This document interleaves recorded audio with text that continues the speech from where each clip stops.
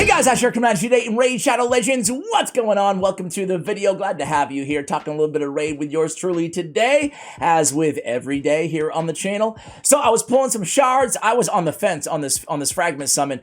On the one hand, fragment summons are historically pretty easy, like why not go for it? But then I saw the event calendar and I'm like, I don't know, man. Through the weekend, do I want to be, spending my energy on dragon farming and champion training and 2 summoning events and all this stuff for this cow?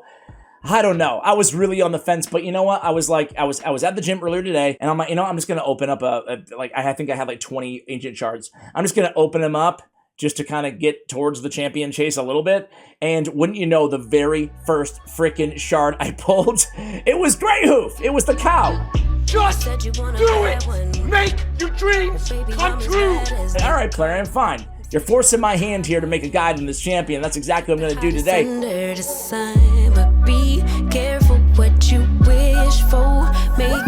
So the last few hours, I've been messing around with her, trying to figure out, okay, is she bad? Is she average? Or is she actually sneaky good? And I've come to my own conclusion, but I want to provide some evidence before we get into that. I actually have a lot of opinions on this champion. First off, Call of the Arbiter Series, right? We had Call of the Arbiter, and it was that dwarf there, right? I thought the dwarf was going to be the fusion, not Artak, but I'm not complaining because Artak was really, really good. Excuse me, not fusion. The free champion, the login chase or whatever the heck it's called, right? I thought that was going to be the dwarf. But I think the dwarf is still going to be the champion coming. Man, it would be amazing if we were given 2 free champions, like the login 7-day champions. But I don't know if they're going to do that. The dirtiest move Plarium could do is add another fragment summon or fusion or whatever, but have the rewards tied to the soul stones, that when the new soul stone tournaments go into effect. So we'll be on the lookout for that. Either way, I think it's going to be the dwarf, man. I think that's going to be the champion because we know they've said multiple times there's going to be another champion from the Call of the Arbiter. It's going to be going in the game. Now, the bad news is, guys, is the last 2 champions that we got in this game, fragment summons, I mean, to spoil the end for you guys, they kind of suck, or they're like mediocre to say the best about these champions. So this is Greathoof. Jetney the Giant was the other one.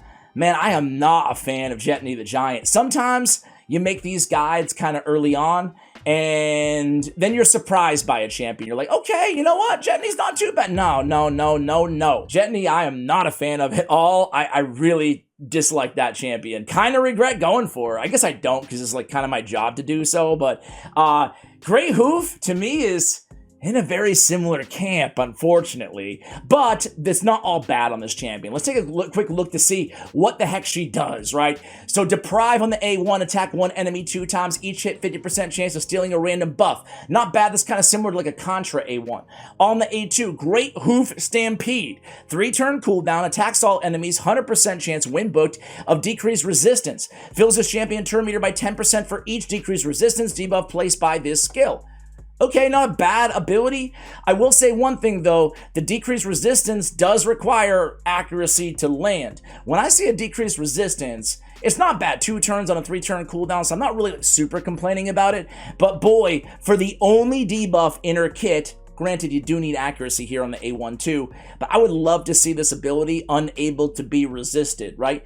Because otherwise, I mean, I don't know, I'm still going to build her with a ton of resistance. Like if I want to use her for Iron Twins, for example, when I need like 500 or 600 resistance, I'm going to have to build her with exactly that much just to place the decreased resistance. So, I don't know, it's a little bit mitigated the usefulness of that A2. However, the turn meter fill is nice, especially when synergized with her passive, which we'll get to in just a moment. Dance of War plays a block debuffs on all allies for 2 turns on a 3-turn cooldown. Pretty good, pretty dependable. I like it.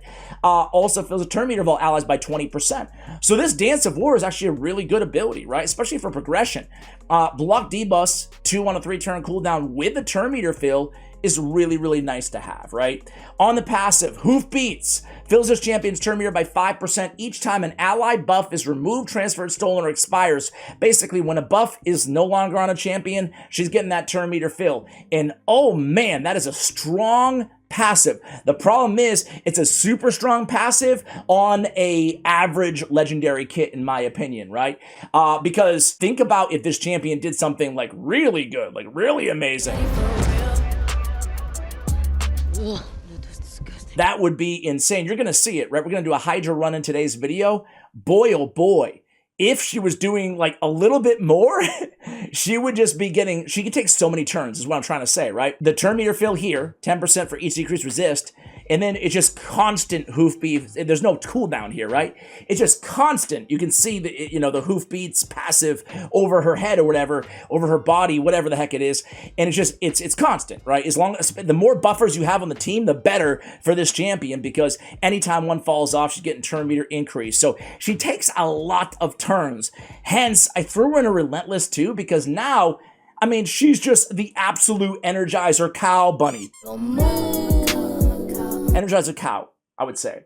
She's an Energizer cow. She just keeps going and going and going and going, going, going, going, going. It's crazy. Now, the big downside here, guys, before we move on a little bit, the big downside is for a champion with, thanks to hellhades.com, for a champion with, they give her a 3. More on my opinions here in a moment, but I'm fairly aligned with that ranking. Look at this, a 2.4 strong rating on the multiplier on the A1, a 4.1 on the A2 on a 3-turn cooldown on the AoE. Granted, her base attack is not that high, but it's not that low either, 1123 for a support champion.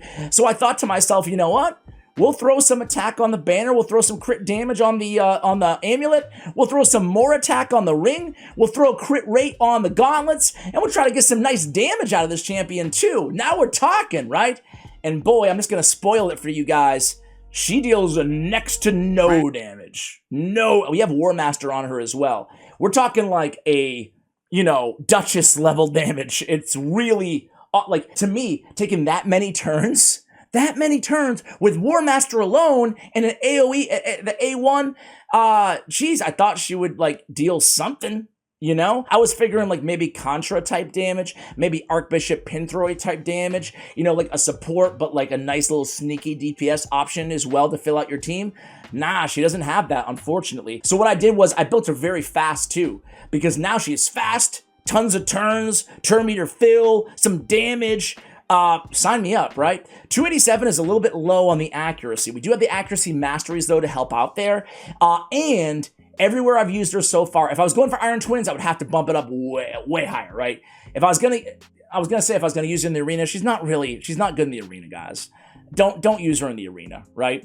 You're better off, I mean, the only reason you would ever want to use a champion, like, I'm even talking like early game, right?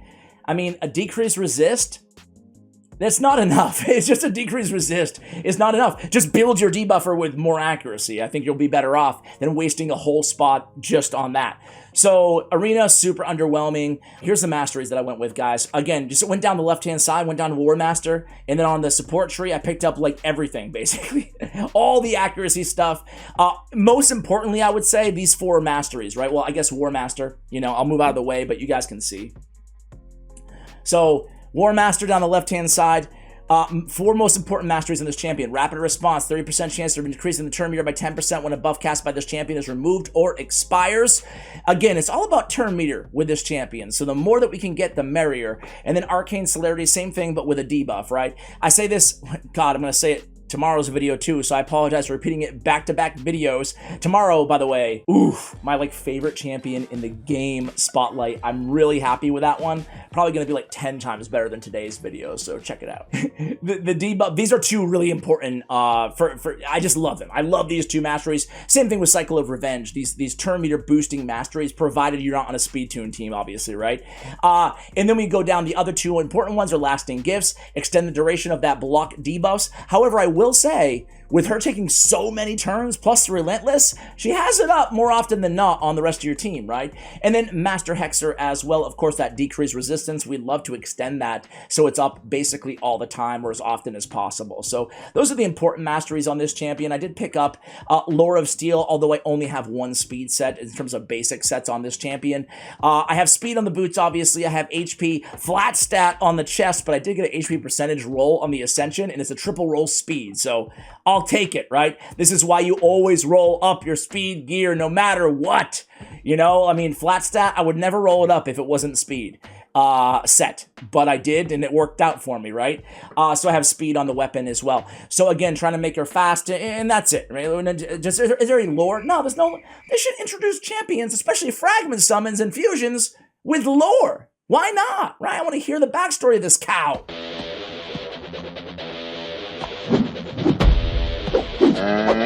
I mean, what were you expecting? What do the other reviews say on this champ? Ooh. Okay.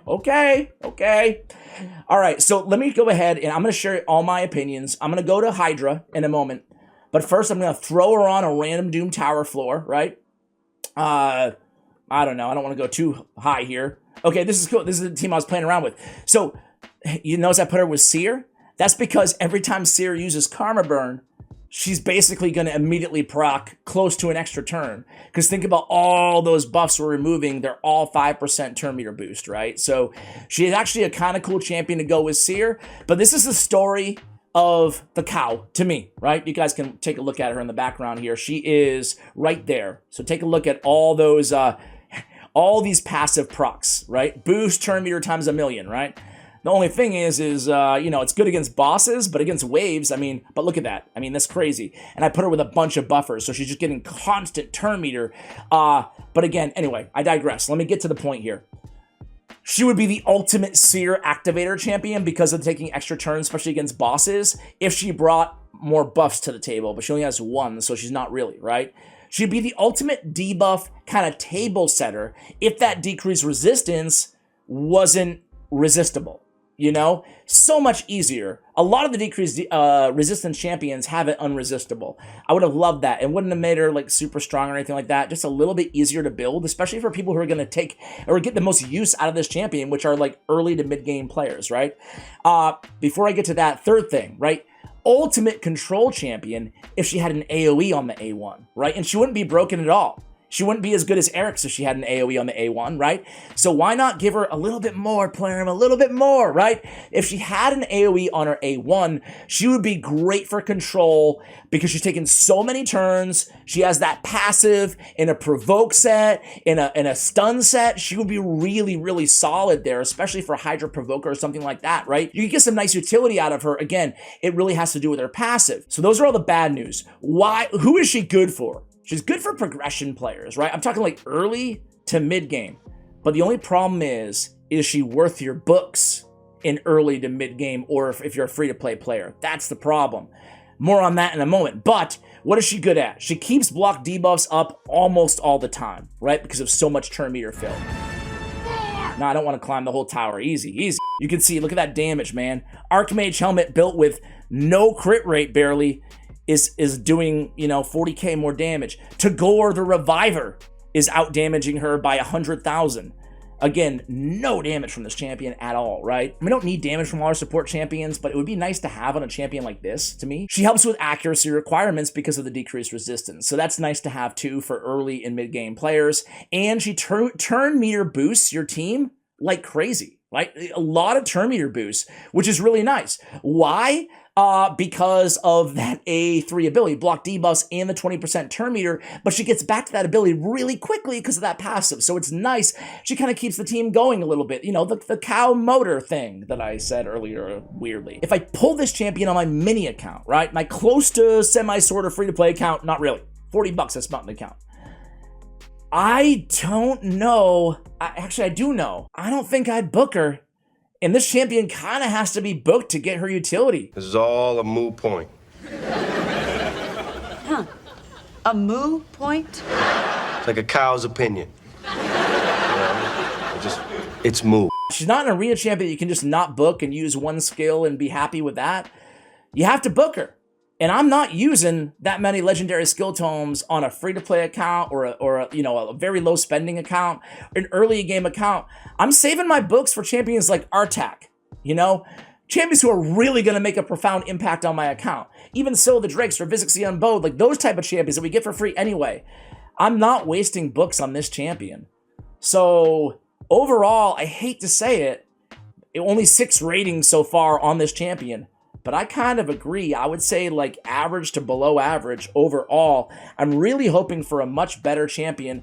Anyway, guys, let me do a quick Hydra run for you guys. And what I'm going to do is I am going to just make the team. I'm going to check in like halfway through the run, and we'll see what we can do. Be right back. All right, guys, just checking in here around 102 turns, an easy 1 key, which it ought to be. But how's the cow doing? Well, I'll tell you what, you know, with this many buffs, with obviously 6 champions on the team, she's taking so many turns. You can see that boost turn meter, boost turn meter, boost turn meter, basically constantly throughout the battle, right? Anytime, excuse me, somebody takes a turn, they're losing some buffs and her turn meter is going up. So I'm very curious to see between, you can see a Relentless proc right there, between the Relentless and between all those extra turns, you know, what she can do. You know, we talked about this already, but one of the values she does have in a Hydra Clan Boss team, and there she goes down. Luckily, we have a Reviver on the team. It's no big deal. But one of the values she does bring to the team is because she's taking so many turns, she's getting that turn meter boost of the entire team quite often there. So that's nice to have as well. And of course, that's not going to show up on the stat sheet at the end of the battle. So take that into consideration, nor will the decreased resistance. So guys, I'll come back at you when this run is over. I just wanted to check in because honestly, I missed you guys. Be right back. All right, guys, team didn't last too much longer there. Of course, I did remove Krisk from the team as a reminder to put her in, and that certainly impacted our survivability. Usually, this team is good for over 200 boss turns easily. So, you know, obviously, we're comparing her to an incredible Void legendary, but just that damage mitigation that we lost there certainly having its impact on the team. Either way, 66 million damage is still very nice. Let's see how she compares with everybody else. Well, not so great in terms of damage, considering I have War Master and her built out with a 100% crit rate, or 99, I think.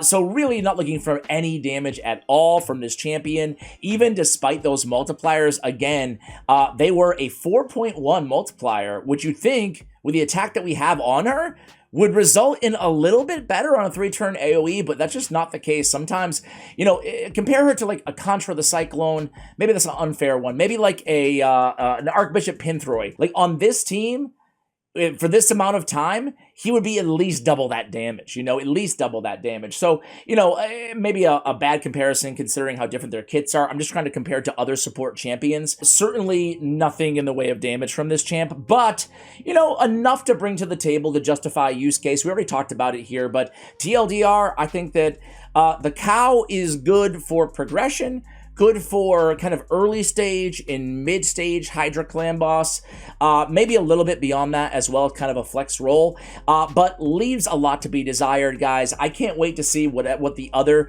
hopefully free champion is. Maybe Fusion, maybe Fragment Summon. The Dwarf is who we think from the Call of the Arbiter is. I thought it was going to be this Fragment Summon, as I mentioned earlier. This is not the case. The cow is pretty underwhelming. I'll tell you what, I probably would have went for her even if I had not pulled her, but I probably would have been pretty disappointed, frankly. Not trash, but not that great. I would say a C-tier legendary champion, guys, and there you have it. Thank you for watching. I was going to say welcome to the video. Welcome to the end of the video, guys. Thank you for watching. Hope you have a lovely day, and as always, take care, guys.